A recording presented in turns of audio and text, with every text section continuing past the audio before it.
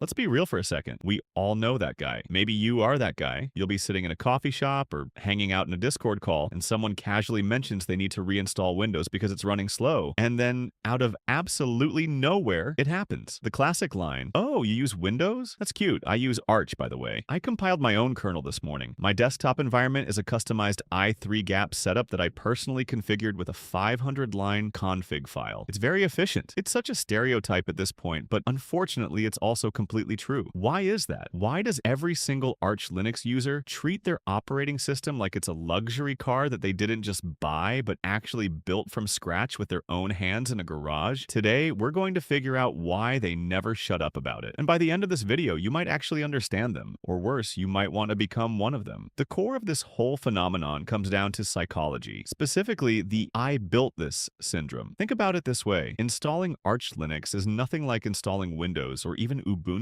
On those systems, you click Next about 10 times, wait for a progress bar, and you're done. With Arch, you start with absolutely nothing. Just a black screen and a command line staring back at you. You have to manually partition your own disk. You have to install the base system using terminal commands. You have to set up your own network, choose and install your own desktop environment, and configure your own login manager. It is a stressful and annoying process. You will probably break everything and have to start over the first 3 times you even attempt it. But here's the thing. When you finally get it working, after all that struggle, when you boot up and see that beautiful, minimal, completely custom desktop that you built with your own 2 hands and a lot of Stack Overflow copy pasting, that feeling hits different. That is pure dopamine. That is the feeling of finishing a 2,000-piece puzzle that had missing pieces. So when an Arch user shows you their setup, they aren't just showing you an operating system. They are showing you a trophy. They are showing you something they suffered for and conquered. But it's not just about getting the system to function. It's about making it gorgeous. In the Linux world, we call this ricing. It's the art of making your desktop so visually over-engineered that it becomes functionally useless because you spent 6 hours making sure the clock font perfectly matches the terminal background color. And this is where the not shutting up part really kicks in. When an Arch user spends 12 hours configuring their status bar to show the CPU temperature in Kelvin with a gradient that shifts colors based on the time of day, they have to show someone. They cannot let that effort go to waste. It's like cooking a 5-star Michelin meal and then eating it alone in the dark. You need an audience. You need someone to appreciate the fact that your terminal is transparent and has a blur effect while showing system metrics that you will never actually need in real time. Okay, jokes aside, let's get practical for a moment. Why is this obsession actually productive? Why should you, as a viewer, care about any of this? Because this obsessive drive to customize leads to real mastery. When you are forced to set up your own system manually, you actually learn how your computer works on a fundamental level. You learn what a bootloader is and why you need one. You learn what a display manager does. You learn how to read error logs and fix things when they break because you are the one who built the system in the first place. You don't just reinstall the whole OS when something goes wrong, you troubleshoot. And the Arch Wiki, by the way, is literally the best documentation on the entire internet for Linux. If you use Arch, you learn to actually read documentation. And that skill, reading the manual and solving your own problems instead of panicking, is what separates a script kiddie from an actual power user. So yeah, Arch users might be annoying, but while the average Windows user reinstalls the OS at the first sign of a blue screen, the Arch user just reads the wiki, finds the solution, and fixes it in 5 minutes. Another reason they won't shut up about their setup is the bleeding edge factor. Arch is a rolling release distribution. You install it once and you receive continuous updates forever. You never have to wait for a major version upgrade to get new software. You get it immediately as soon as it's released by the developers. That is incredibly appealing to people who want the latest features. But there's a catch. It's called the bleeding edge because you will bleed. Sometimes an update breaks something important. And the Arch community, they wear this instability like a badge of honor. When you finally fix a break after an update, you feel like you've been initiated into a secret club. You've survived the struggle. You've earned your place. And once you're in the club, you naturally want to tell everyone outside the club that the water is way better in here, even if it sometimes gives you a shock. So, should you try Arch? If you're a complete beginner, maybe don't make it your main computer right away, but spin up a virtual machine. Follow a guide. Try to install it. Break it on purpose. Fix it again. The goal here isn't to become the annoying guy at the party who won't stop talking about his operating system. The goal is to take control of your own machine, to actually understand the tools you use every single day. And if you end up with a really cool looking desktop in the process and you want to tweet a screenshot, go for it. Just try not to bring it up at the coffee shop. We get it. You use Arch.